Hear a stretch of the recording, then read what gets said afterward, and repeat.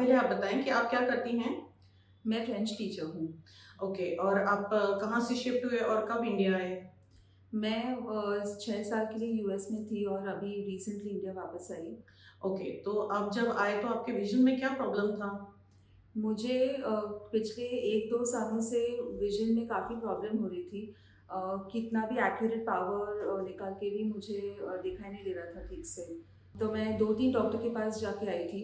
मुझे उन्होंने आइडिया दिया था कि मेरी कॉर्निया में कुछ इश्यू है, बट मुझे उसकी सीरियसनेस बताई नहीं गई थी या मुझे अवेयर नहीं किया गया था कि इतना ये विज़न थ्रेटनिंग हो सकता है और ये अर्जेंटली करवाना चाहिए। तो अ, आपने केराटोकोनस होने के बाद में कितना डायग्नोसिस होने के बाद में कितना टाइम गया होगा कि आप ट्रीटमेंट किया? डायग्नोसिस होने के बाद 1 साल गया मेरा क्योंकि आई चोज़ टू वेट। मुझे पता नहीं था कि तुरंत करवाना पड़ेगा। हाँ, तो अ, जब आप मेरे पास में आई तब आपका विज़न काफ़ी कम हो गया था? जी, या हर विज़न वाज़ आप इनका विज़न 636 था which is very, very less, मतलब इनको पूरे चार्ट में के पहले 2 लेटर्स ही दिख रहे थे।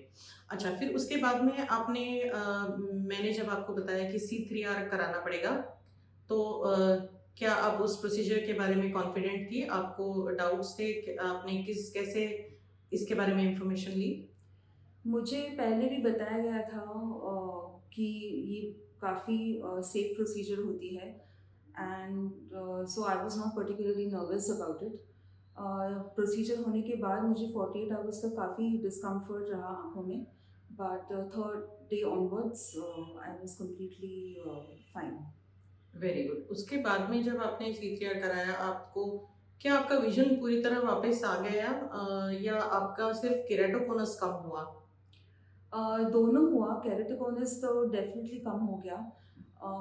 बट मुझे एक स्पेशल लेंसेज़ दी गई जिसको बोलते हैं corneoscleral lenses and those lenses really help me restore my vision up to 98%।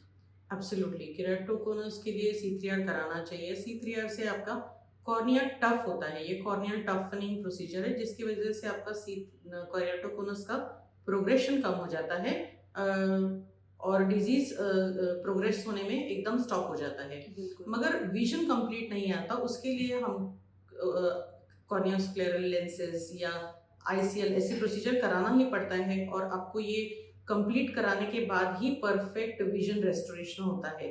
तो आपने खुद ये एक्सपीरियंस किया कि आपको परफेक्ट विजन आ गया पहले जैसे था, और उसके बाद में C3R और CSL के बाद में? जी, बिल्कुल। ये स्क्लेरिकल लेंसेज़ पहनना काफ़ी बड़ा लाइफ़स्टाइल चेंज है, लेकिन उसका मुझे बहुत फ़ायदा हुआ है और आई फ़ील कि मैं अब जैसे पहले देख सकती थी क्लियरली, वैसे ही मैं देख सकती हूँ और कंफर्टेबली चल-फिर सकती हूँ और सारे एक्टिविटीज़ कर सकती हूँ। Yes, absolutely. केराटोकोनस किसी को भी हो सकता है। ये सिर्फ एक डिजीज़ है जो आँखें मलने या एलर्जी की वजह से होता है। मगर इसका डायग्नोसिस टाइम पे होना, उसका ट्रीटमेंट इमीडिएटली होना और फिर restoration of vision with CSL और विद आईसीएल ये कराना बहुत ज़रूरी है। क्या ये प्रोसीजर आप किसी को रिकमेंड करेंगे जिनको भी केराटोकोनस है? मोस्ट सर्टेनली, और मैं एडवाइस करूँगी कि आप ये जल्द से जल्द कीजिएगा, इसे इग्नोर मत कीजिए अगर आपको ये डायग्नोज़ हुआ हो तो। Thank you.